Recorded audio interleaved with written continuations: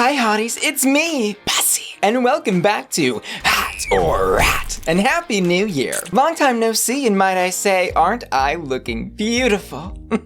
Today we're going to be reviewing the premiere of RuPaul's Drag Race Season 14, the first of this season's 2 premieres. Our queens were challenged to show us a little special something in the Charisma and Nerve talent show, noticeably missing the U. And on the runway, they showed us signature, show-stopping drag. We'll be breaking all of that down and ranking the queens' performances in the talent show from raw-est rat to hottest hot. And we've got a lot to cover. But before I get into it, go ahead and scan the QR code in the bottom of this video or click the link in the description to start downloading the hottest RPG of all time, and today's video sponsor, Raid Shadow Legends. Here's the tea. There's a new clan boss in Raid called the Hydra. The multiple different heads of this beast each have their own unique abilities. There's the Head of Suffering, which has an ability called Pain Link, letting it share the damage it takes with you. And the Head of Mischief. This head can steal your champion's buffs and even redirect your own attacks to its other heads. To defeat the Hydra, you'll need to strategize and plan ahead, which starts, of course, with choosing a powerful team of champions.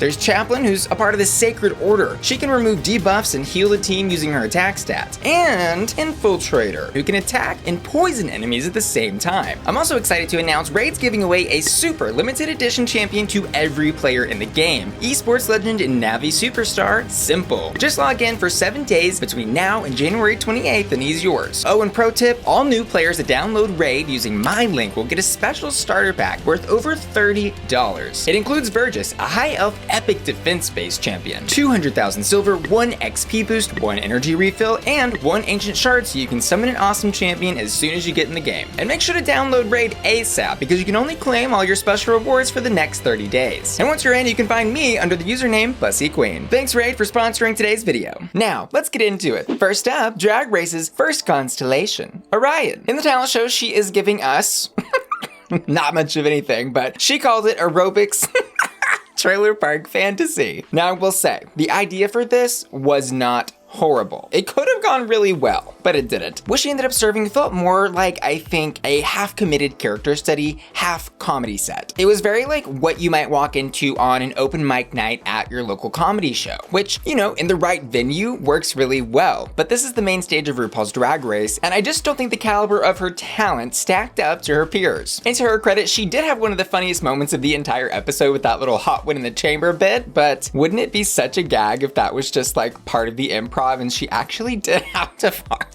Anyhow, it's too bad she didn't have a few more hot ones in the chamber because this one was a rat overall. Honestly, the talent show number left me confused, but I understood a little bit about more who she was when she got to tell more of her story on the runway. My first reaction was like, girl, what the hell am I looking at? But then as I broke it down and she tore off the cape and revealed the 3rd member, I really grew to love this look and appreciate who she is as an artist. She's giving me like a little Raggedy Ann doll that spent too much time out in the cold meets Glamazonian Airways meets psychedelic trip. And she says she made this herself, which was no surprise considering the cutout for the 3rd member. You don't find too many tops like that in your local JCPenney's. It really is a shame this is all we got to see from Orion because after seeing this runway, I was wanting to turn a few more pages. This look is hot. Next up, it's not Wabbit season, it's Alyssa Hunter season. In the talent show, she brought me all the way back to season 8, episode 4.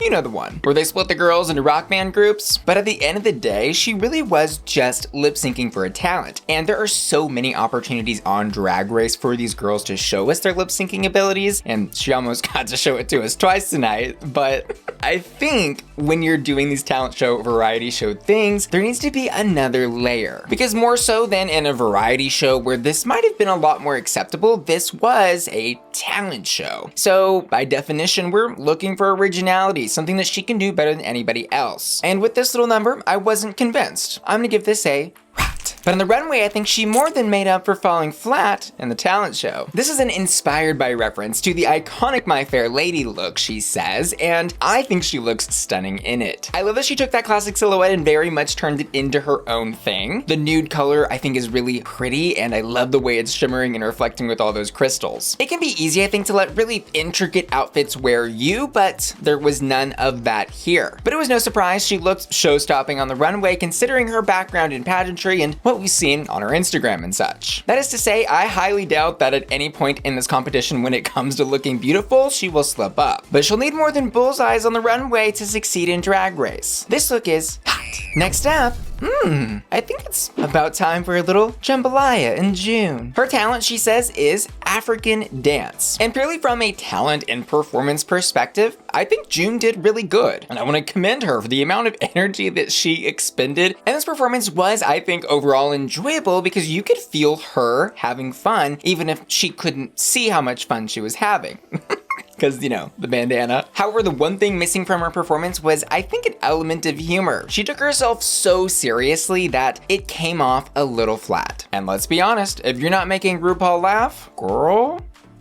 So overall, I would give this performance a hot for what it was, but a rot for execution and not knowing your audience. On the runway, June is giving me gay Glamazonian Power Ranger. And June is gorgeous. I think that is an undeniable fact that we must state here. But I'm not so sure what part of this garment is necessarily signature to who she is and how she does drag. I just wanted a little more personality for this look because as beautiful as it is, it does kind of feel like there are many different people who could wear this and look gorgeous in it. While I think the challenge of a runway category like this is to show the audience and judges something that only you look good at. Like when it's all said and done, I don't think this runway is gonna be keeping me up at night or making me go, oh my god, do you remember that iconic Drag Race moment? So I kind of have the same feelings here for June as I did about her talent show. Hot, yes, but rot for the overall execution and I think not knowing what the judges were really looking for. Next up, someone I'm so glad I kept an open mind for,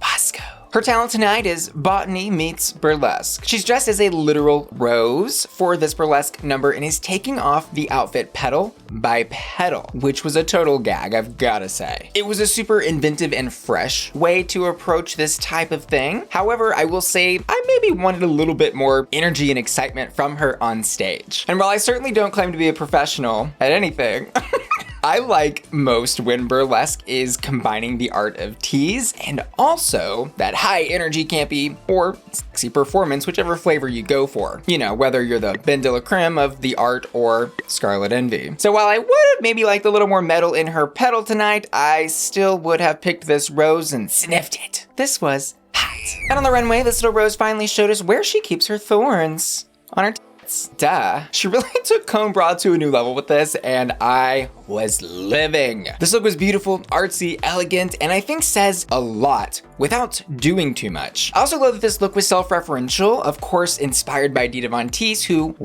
is famous for doing burlesque, and she, did that in the talent show? We love a brainy queen. The show has come to a full stop. I'm gagged, choked, and bound, and I think this look is hot.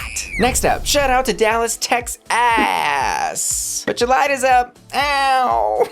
It's Kerri Colby. The talent she chose to showcase tonight was lip syncing and jump roping at the same damn time, which were really just added treats considering I would have been just as happy watching Kerri walk out on the stage and stand in silence for 60 seconds while I stared at her beauty. Firstly, I want to point out that she got a Nicki song for her number. Girl, season 14 has the budget. There is a budget this time around. And that song, I think, naturally added a lot of energy and excitement to what she was doing, because I think the judges did get her critiques right. The first half of her performance, which was just lip syncing, was okay, but nothing necessarily unique or talented in a special way. I think she could have sold this whole thing a lot better had the entire routine been involved with jump ropes of maybe different sizes, colors, I don't know. Something just to keep us a little more entertained. But I did overall have fun with the performance because once she did pick up the jump rope and started to get silly with that and was lip syncing while jump roping, I was impressed. Her performance, all things considered, was, I think, a safe hot.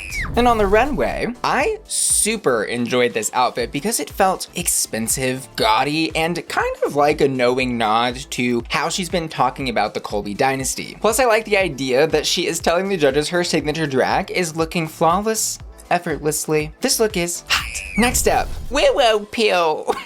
Why does RuPaul keep saying that? Why? Her talent, as she describes it, is a lip sync and self-care tutorial. And again, with the song budgets, girl, they really do have that budget. She got an Enya song. She was walking around stage in this giant tulle nightie, eating meatballs, throwing toasters in bathtubs.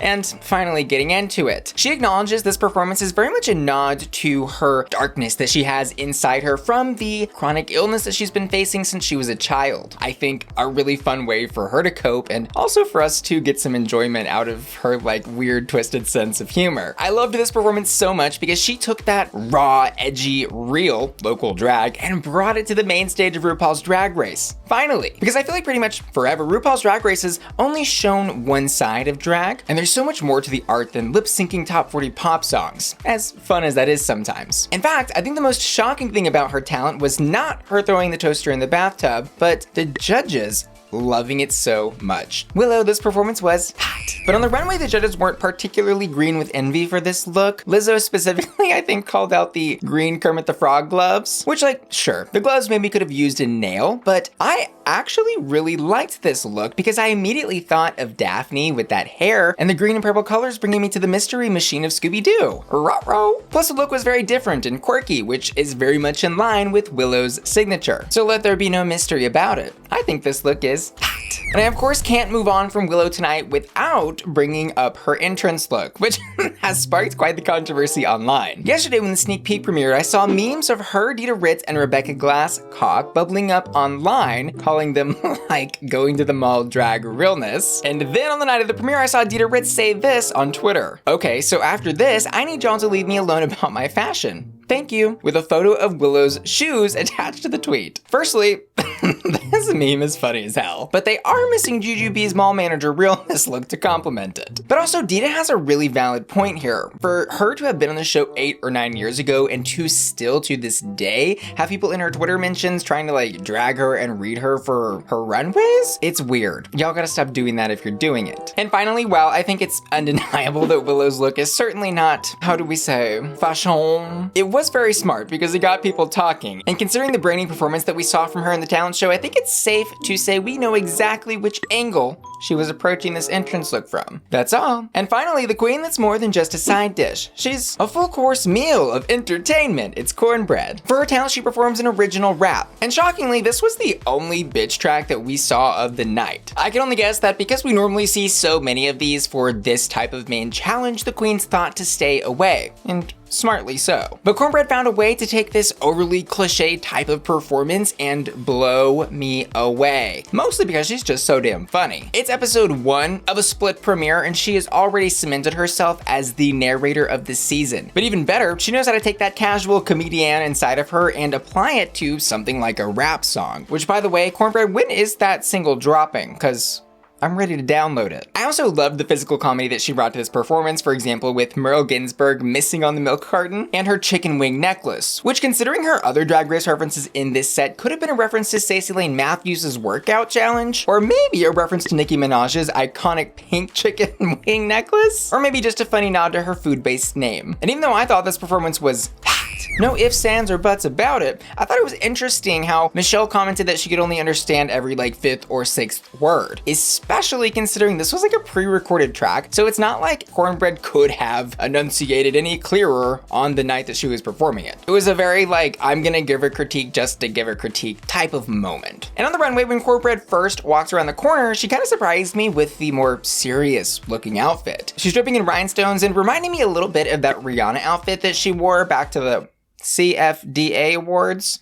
Had to check my notes. But then she brought the comedy there too, giving us a kind of robotic walk down the runway. But I will agree with Michelle here. Even though the campy bald take was a fun look for this runway, it did need some kind of height, even if just a fascinator to hold her little rhinestoned headpiece up higher. Aside from that small detail though, I think this look was a warm and safe, tasty, lip syncing tonight was June, Jambalaya, and Orion's story. And if you want to catch my full reaction to this lip sync and the challenge, I did post that over on my Patreon at patreon.com/BussyQueen. That's my members only website where my patron family gets exclusive member benefits like early access to my channel, access to exclusive videos, access to the Bussy Queen Discord server, and more. Click the link in the description of this video to join today. See you there. But the short of it is that I think June deserved to stay based on what we saw in the lip sync. And while Orion did a good job in the lip sync, I felt like her tone kind of missed the message of the song, and the wig reveal felt unnecessary there. But I will also say I was kind of surprised to see June in the bottom. Our winner tonight was chose Kornbread, of which, of course, y'all already know I completely agree with based on my placements of each queen's performance in the challenge tonight. My final thoughts on this episode are that I very much enjoyed it. The past several season premieres and seasons in general have felt like they've been trying to top each other each year, getting bigger and grander. But this one felt more like a comfortable viewing of an older season when things were less serious and intense. And all the queens felt super genuine, and I connected with pretty much all of them. Sometimes I think it's good to have that little break push that they did with this premiere, but let me know what y'all are thinking down in the comments below. Who do you think deserved to be in the bottom two, Sashay Away, Shantae, and who do you think deserved to win the challenge? And finally, my hottest hat on the runway goes to Bosco. I also asked my patrons over on patreon.com to vote for their hottest hot on the runway, and tonight they've chosen Bosco. For the talent show, they did disagree with me and chose Willow Pill. As always, I want to say thanks to you for watching today's video. Today's video sponsor, Rage Shadow Legends. And of course, my generous patrons that make my channel possible. And I want to give a special shout out to Nathan Blades, who's just joined my Patreon at the hot tier, Aiden the Individual, and Khalil Loon, who just joined my Patreon at the hottest hot tier, and Alial, Angel, Cyrus, Felicia, Hector Simancas, JB, Joseph, Josh Marchant, JP in Dallas, Laura, The Set, Matthew Burns, Matthew Bauer, Maxi LaWow, Miss F, Neely, Scooby Snacks, Sailor, Steven, Tom Jaco, Tom Young, Topher, Triton, Wheelie, and Yeejeet, who are all supporting me at my Bussy Queen Collector tier. See y'all later. Love ya. Bye. I'm giving it to the children. I'm giving them the moments. I like your tongue pop. Okay.